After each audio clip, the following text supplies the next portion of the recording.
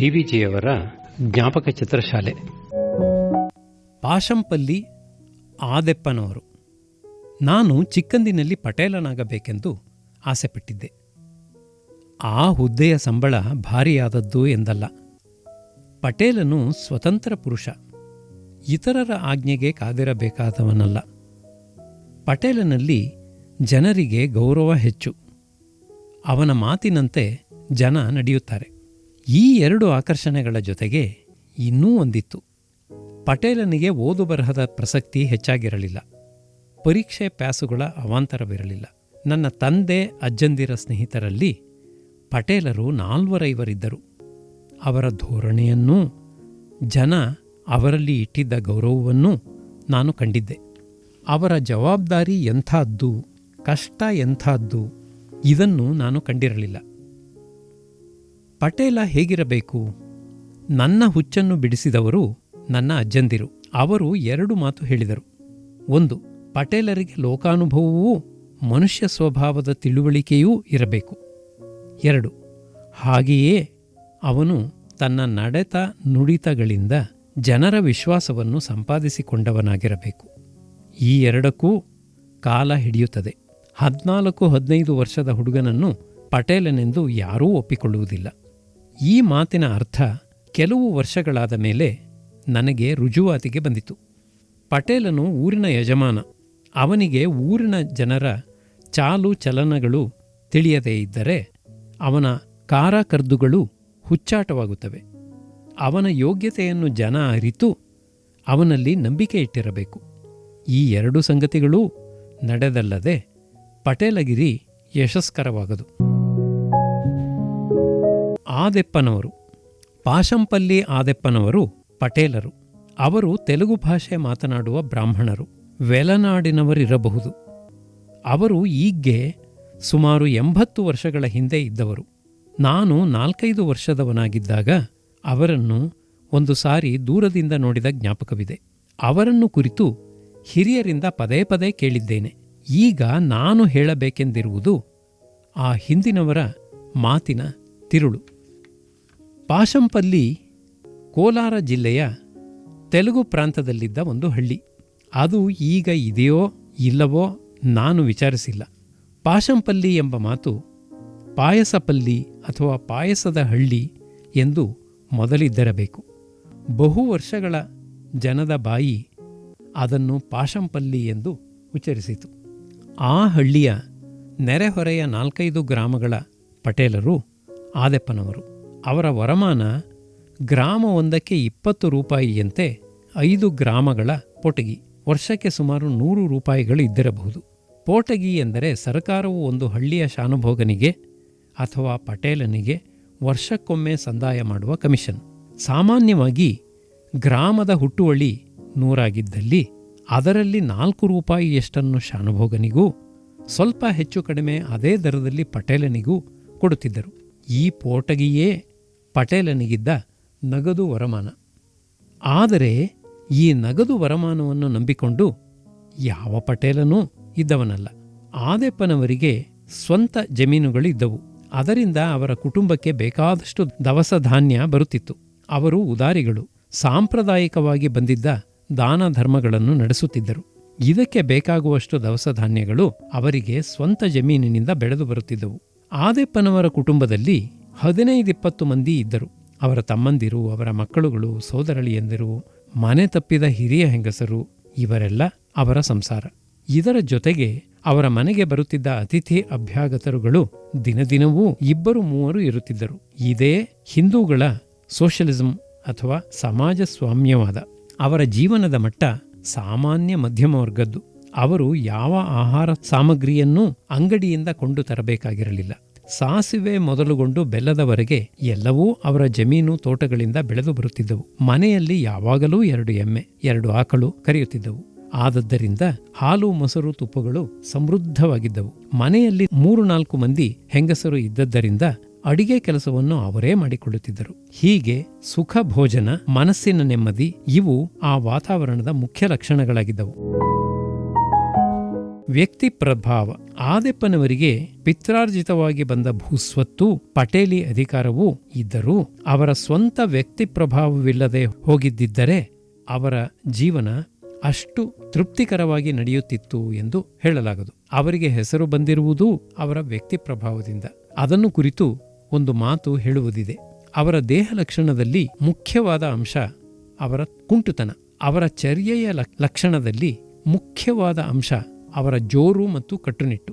ಅವರು ಹುಟ್ಟಿನಿಂದ ಹೇಳುವರೋ ಅಥವಾ ಪೆಟ್ಟು ತಗುಲಿ ಕಾಲು ಊನವಾಯಿತೋ ಅಥವಾ ಯಾವುದಾದರೂ ವ್ಯಾಧಿಯೋ ನನಗೆ ತಿಳಿಯದು. ಆದರೆ ಅವರಿಗೆ ಕಾಲು ನಡಿಗೆ ಅಸಾಧ್ಯವಾಗಿತ್ತು. ಅವರ ದರ್ಬಾರು ವಿಶೇಷವಾಗಿ ಅವರ ಮನೆಯ ಮುಂದಿನ ಮೊಗಸಾಲೆಯಲ್ಲಿ ಜಗುಲಿಯ ಮೇಲೆ ನಡೆಯುತ್ತಿತ್ತು. ಶಾನುಭೋಗರು, ಹಳ್ಳಿಯ ಜನರು, ಇಷ್ಟಮಿತ್ರರು ಅಲ್ಲಿ ಸೇರುತ್ತಿದ್ದರು. ಈ ದರ್ಬಾರು ಸಾಮಾನ್ಯವಾಗಿ ಸಂಜೆಯೋ ರಾತ್ರಿ ಹೊತ್ತೋ ನಡೆಯುತ್ತಿತ್ತು. ಬಹುಶಃ ಇದನ್ನು ಕಂಡೇ ಜನ ಒಂದು ಗಾದೆಯನ್ನು ಕಟ್ಟಿದರು. ಕುಂಟೋಣಿ ಪಾರಪತ್ಯಂ ಇಂಟ ಮುಂದರ, ಕುಂಟನ ಯಜಮಾನಿಕೆ ಅವನ ಮನೆಯ ಮುಂದೆ. ಈ ಗಾದೆ ಈಗಲೂ ಬಳಕೆಯಲ್ಲಿದೆ. ದಿನಚರಿ. ಬೆಳಗಿನ ಜಾವ ಸುಮಾರು 5 ಗಂಟೆಯ ವೇಳೆಗೆ ಆದೆಪ್ಪನವರ ದಿನಚರಿ ಪ್ರಾರಂಭವಾಗುತ್ತಿತ್ತು. ಅವರು ಮುಖ ಪ್ರಕ್ಷಾಳನ ಮಾಡಿಕೊಂಡು ವಿಭೂತಿ ಧರಿಸಿ ಮೈಗೆ ಕವಚ ತೊಟ್ಟು ತಲೆಗೆ ರುಮಾಲಿಟ್ಟು ಒಂದು ಅಂಗವಸ್ತ್ರವನ್ನು ಭುಜದ ಮೇಲೆ ನೀಳವಾಗಿ ಬಿಟ್ಟು ಪ್ರಯಾಣಕ್ಕೆ ಸಿದ್ಧರಾಗುತ್ತಿದ್ದರು. ಆಗ ಮನೆಯ ಜನವೋ ಬೇರೆ ಆಳುಗಳೋ ಇಬ್ಬರು ಬಂದು ಅವರನ್ನೆತ್ತಿ ಕುದುರೆಯ ಮೇಲೆ ಕುಳ್ಳಿರಿಸುತ್ತಿದ್ದರು. ಕುದುರೆಯ ಮೇಲೆ ಕುಳಿತು ಲಗಾಮು ಹಿಡಿದೊಡನೆಯೇ ಆದೆಪ್ಪನವರು ಹೆಳವನಾಗಿದ್ದದ್ದು ಹೋಗಿ ಶೂರನಾಗುತ್ತಿದ್ದರು. ನೆಲದ ಮೇಲೆ ಹೆಳವ, ಕುದುರೆಯ ಮೇಲೆ ಶೂರ. ಹೀಗೆ ಹೊರಟವರು ಮಧ್ಯಾಹ್ನ ಮನೆಗೆ ಹಿಂತಿರುಗುವವರೆಗೂ ಕುದುರೆಯಿಂದ ಇಳಿಯುತ್ತಿರಲಿಲ್ಲ. ಅವರು ಪಾಶಂಪಲ್ಲಿಯಿಂದ ಬೇರೆ ಹಳ್ಳಿಗೆ ಹೋಗುವಾಗ ದಾರಿಯಲ್ಲಿ ಅಲ್ಲಲ್ಲಿ ಆಯಾ ಗ್ರಾಮಗಳ ಮುಖಂಡರೂ ಇತರರೂ ಬಂದು ಸೇರಿ ತಮ್ಮ ತಮ್ಮ ಸುಖ ದುಃಖಗಳನ್ನು ಅವರೊಡನೆ ಹೇಳಿಕೊಳ್ಳುತ್ತಿದ್ದರು. ಆದೆಪ್ಪನವರಿಗೆ ಯಾರನ್ನಾದರೂ ನೋಡಬೇಕು ಎಂದು ಮನಸ್ಸಾದಾಗ ಅವರು ತಮ್ಮ ಜೊತೆಯಲ್ಲಿ ನಡೆದುಕೊಂಡು ಬರುತ್ತಿದ್ದ ತೋಟಿಯನ್ನೋ ತಳಾರಿಯನ್ನೋ ಬೇರೆ ಯಾರನ್ನೋ ಕಳುಹಿಸಿ ಬೇಕಾದವರನ್ನು ಕರೆತರಿಸುತ್ತಿದ್ದರು. ಹೀಗೆ ಅವರಿಗೆ ತಮ್ಮ ಗ್ರಾಮಗಳ ಜನಜೀವನದ ಸಂಗತಿಗಳು ತಿಳಿಯಬರುತ್ತಿದ್ದವು. ಯಾರ ಸಂಸಾರದಲ್ಲಿ ಜಗಳ, ಯಾರಿಗೆ ಬೆಳೆ ಬಂದದ್ದು ಸಾಲದು, ಯಾರಿಗೆ ಹಣದ ತಾಪತ್ರಯ, ಯಾರಿಗೆ ಸಂಸಾರದಲ್ಲಿ ಇತರ ಬಗೆಯ ತೊಡಕು, ಇದೆಲ್ಲ ಆದೆಪ್ಪನವರ ಕಿವಿಯನ್ನು ಮುಟ್ಟುತ್ತಿತ್ತು. ಕಷ್ಟವನ್ನು ಹೇಳಿಕೊಂಡವರಿಗೆ ಸಾಧ್ಯವಿದ್ದ ಸಹಾಯವನ್ನು ಮಾಡುವುದರಲ್ಲಿ ಆದೆಪ್ಪನವರು ಸಂತೋಷವುಳ್ಳವರಾಗಿದ್ದರು. ಕೆಲವರಿಗೆ ಸಮಾಧಾನ ಹೇಳುವರು, ಕೆಲವರಿಗೆ ಬುದ್ಧಿ ಕಲಿಸುವರು, ಇನ್ನು ಕೆಲವರಿಗೆ ಸಾಲ ಸೋಲಗಳಿಗೆ ಸಹಾಯ ಮಾಡುವರು. ಆ 4-5 ಗ್ರಾಮಗಳ ಎಲ್ಲ ಕುಟುಂಬಗಳೂ ಆದಪ್ಪನವರ ಕುಟುಂಬದ ಶಾಖೋಪಶಾಖೆಗಳು ಎನಿಸುವಂತಿತ್ತು. ಜನದ ಜೀವನವೇ ಅವರ ಜೀವನ. ಆದೆಪ್ಪನವರ ಜೀವನದಲ್ಲಿ ಮುಖ್ಯ ಭಾಗ ಅವರ ಸುತ್ತಮುತ್ತಣ ಗ್ರಾಮಗಳ ಜನರ ಜೀವನ. ಆದೆಪ್ಪನವರು ಕೆಲವರಿಗೆ ಬುದ್ಧಿ ಕಲಿಸುತ್ತಿದ್ದರೆಂದು ಹೇಳಿದೆನಲ್ಲವೇ, ಅದಕ್ಕೆ ಅವಶ್ಯಕತೆ ಎಷ್ಟೋ ಇತ್ತು. ಆ ಕಾಲದಲ್ಲಿಯೂ ಸುಳ್ಳಾಡುವವರೂ, ಮೋಸಗಾರರೂ, ಪುಂಡಾಟಿಕೆ ಮಾಡುವವರೂ ಇದ್ದರು. ಅವರನ್ನೆಲ್ಲ ಒಂದು ತಹಬಂದಿಗೆ ತಂದಿದ್ದದ್ದು ಆದಪ್ಪನವರ ದರ್ಪ. ಅವರು ಎಲ್ಲರಿಗೂ ಹಿತರಾಗಿದ್ದರು. ಎಲ್ಲರಿಗೂ ಅವರ ವಿಷಯದಲ್ಲಿ ಭಯಭಕ್ತಿಗಳು ಇದ್ದವು. ಅವರು ಎಲ್ಲರಿಗೂ ಹಿತರಾಗಿದ್ದರು. ಅವರ ಸುಪರ್ದಿನ 5 ಗ್ರಾಮಗಳಲ್ಲಿ ಅವರ ಮಾತನ್ನು ಮೀರುವ ಪಿಳ್ಳೆ ಒಂದೂ ಇರಲಿಲ್ಲ. ಆದದ್ದರಿಂದ ಒಂದು ಗಾದೆ ಆ ಪ್ರಾಂತದಲ್ಲೆಲ್ಲ ಬಳಕೆಯಾಗಿತ್ತು. ಆ ಗಾದೆ ತೆಲುಗಿನದು, ಶೈಲಿ ಕೊಂಚ ಗ್ರಾಮ್ಯ. ವಾಚಕರು ಸಹನೆಯಿಂದ ಕ್ಷಮಿಸಬೇಕು. ಅದು ಹೀಗೆ: ಪಾಶಂಪಲ್ಲಿ ಆದೆಪ್ಪಗಾರು ಪಿತ್ತಮುಂಟೆ ಪಿತ್ತಾಲ. ಪಾಶಂಪಲ್ಲಿ ಆದಪ್ಪನವರು ಹೂಸೆಂದರೆ ಹೂಸಬೇಕು. ಅವರ ಮಾತೇ ಕಡೆಯ ಆಜ್ಞೆ. ಸಾಮಾನ್ಯವಾಗಿ ಈ ಮಾತನ್ನು ಹೇಳುತ್ತಿದ್ದುದು ಅವರ ಕಂದಾಯ ವಸೂಲಿಯ ವಿಷಯದಲ್ಲಿ. ಪಟೇಲರ ಮುಖ್ಯ ಕರ್ತವ್ಯಗಳಲ್ಲಿ ಮೊದಲನೆಯದು ಕಂದಾಯದ ವಸೂಲಿ. ರೈತರು ಸರಕಾರಕ್ಕೆ ಸಲ್ಲಿಸಬೇಕಾಗಿದ್ದ ಕಂದಾಯದ ಹಣವನ್ನು ಅವರಿಂದ ವಸೂಲು ಮಾಡುವುದು ಪಟೇಲನ ಕೆಲಸ. ಅದಕ್ಕೆ ಸಂಬಂಧಪಟ್ಟ ಲೆಕ್ಕಪತ್ರಗಳನ್ನಿಡುವುದು ಶಾನುಭೋಗನ ಕೆಲಸ. ಪಟೇಲನ ಕುಮ್ಮಕ್ಕಿಲ್ಲದೆ ಕಂದಾಯ ವಸೂಲಿ ಸಾಧ್ಯವಾಗದು. ಆದೆಪ್ಪನವರು ರೈತರಿಂದ ಸರಕಾರಕ್ಕೆ ಸಲ್ಲಬೇಕಾದದ್ದನ್ನು ವಸೂಲು ಮಾಡುವುದರಲ್ಲಿ ಬಹಳ ಕಟ್ಟುನಿಟ್ಟಿನಿಂದ ಇದ್ದರು. ಎಷ್ಟೋ ಮಂದಿ ರೈತರಿಗೆ ಸಕಾಲದಲ್ಲಿ ಹಣ ಸಲ್ಲಿಸಲು ಅನುಕೂಲವಿರುತ್ತಿರಲಿಲ್ಲ. ಅಂಥವರು ಆದೆಪ್ಪನವರನ್ನು ಸ್ವಲ್ಪ ಅವಕಾಶ ಬೇಕು ಎಂದು ಕೇಳುವರು. ಆದೆಪ್ಪನವರು ಮೊದಲು ನಿಷ್ಠುರ ಮಾಡುತ್ತಿರಲಿಲ್ಲ. ಮೊದಲನೆಯ ಕಿಸ್ತು, 2ನೆಯ ಕಿಸ್ತುಗಳಲ್ಲಿ ರೈತ ಕೇಳಿದಷ್ಟು ಕಾಲಾವಕಾಶ ಕೊಡುತ್ತಿದ್ದರು. 3ನೆಯ ಕಿಸ್ತು, 4ನೆಯ ಕಿಸ್ತು ಬರುವ ವೇಳೆಗೆ ಅವರು ನಿರ್ದಾಕ್ಷಿಣ್ಯರಾಗಿರುತ್ತಿದ್ದರು. ಹೀಗೆ ಅವರ ಮನಸ್ಸು ಬಿಗಿಯಾದಾಗ ರೈತನಿಗೆ ಹಣ ತೆರುವುದರ ಹೊರತು ಬೇರೆ ಉಪಾಯವಿಲ್ಲ. ಆದದ್ದರಿಂದ ಪಾಶಂಪಲ್ಲಿ ಆದೆಪ್ಪನವರು ಕಕ್ಕು ಎಂದಾಗ ಕಕ್ಕಬೇಕು. ಜನದ ಇಷ್ಟಸಮ್ಮತಿ. ಆ ಕಾಲದಲ್ಲಿ ಪಟೇಲನಿಗೇ ಆಗಲಿ ಇತರ ಗ್ರಾಮಾಧಿಕಾರಿಗಳಿಗೇ ಆಗಲಿ ಅಧಿಕಾರ ವ್ಯಾಪ್ತಿಗಳನ್ನು ಕರ್ತವ್ಯ ನಿರ್ಬಂಧಗಳನ್ನು ವಿವರವಾಗಿ ತಿಳಿಸುವ ಬರೆದ ಕಾನೂನು ಇರಲಿಲ್ಲ. ಎಲ್ಲ ಮಾಮೂಲಿನಂತೆ ಹಿಂದಿನ ಪದ್ಧತಿಯಂತೆ ನಡೆದುಕೊಂಡು ಬರುತ್ತಿದ್ದರು. ಗ್ರಾಮಗಳ ಬಾರಾಬಲೂತಿ ಎಂಬ ದ್ವಾದಶಾಂಗ ವ್ಯವಸ್ಥೆಯು ವಿಜಯನಗರ ಕಾಲದಿಂದ ಬಂದಿದ್ದದ್ದು ಎಂದು ಹೇಳುತ್ತಾರೆ. ಆ ಹಿಂದಿನ ಪದ್ಧತಿಯ ಮೇರೆಗೆ ಪಟೇಲರು ನಡೆಯುತ್ತಿದ್ದರು, ಜನ ನಡೆಸಿಕೊಡುತ್ತಿದ್ದರು. ಗ್ರಾಮವು ಪಟೇಲನ ಕುಟುಂಬ, ಪಟೇಲನು ಅದರ ಯಜಮಾನ.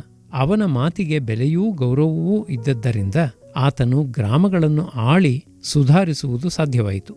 ಎಲ್ಲ ಸಾರ್ವಜನಿಕ ಕಾರ್ಯಗಳು ಜನದ ಇಷ್ಟಸಮ್ಮತಿಯಿಂದಲೇ ನಡೆಯುತ್ತಿದ್ದ ಕಾರಣ ಹೆಚ್ಚುಗಟ್ಟಲೆ ಕಾನೂನಿನ ಅವಶ್ಯಕತೆ ಇರಲಿಲ್ಲ. ಅದೇ ನಿಜವಾದ ಸ್ವರಾಜ್ಯ, ಅದೇ ಡೆಮಾಕ್ರಸಿ. ಎಲ್ಲಿ ಜನ ಕೆಲವು ಸಂಪ್ರದಾಯಗಳನ್ನು ಸಂಸ್ಥೆಗಳನ್ನು ತಾವಾಗಿ ಅಂಗೀಕರಿಸಿ ಅದಕ್ಕೆ ತಾವಾಗಿ ವಿಧೇಯತೆಯನ್ನು ಸಲ್ಲಿಸುತ್ತಾರೋ ಅಲ್ಲಿ ನಿಜವಾದ ಪ್ರಜಾಪ್ರಭುತ್ವವೂ ನಿಜವಾದ ಪ್ರಜಾ ಸ್ವಾತಂತ್ರ್ಯವೂ ಉಳಿದುಕೊಂಡಿರುತ್ತದೆ. ಕಾನೂನು ಹೆಚ್ಚಿದಷ್ಟು ಪ್ರಜೆಗಳ ಜೀವನದಲ್ಲಿ ಸರ್ಕಾರದ ಪ್ರವೇಶ ಹೆಚ್ಚಾಗುತ್ತದೆ. ಸರ್ಕಾರದ ಕೈವಾಡ ಜನಜೀವನದಲ್ಲಿ ವಿಸ್ತಾರಪಟ್ಟಂತೆಲ್ಲ ಜನದ ಸ್ವಾತಂತ್ರ್ಯ ಸಂಕೋಚವಾಗುತ್ತದೆ. ಈ ತತ್ವವನ್ನು ನಮ್ಮ ಜನ ಚಿಂತಿಸಬೇಕು.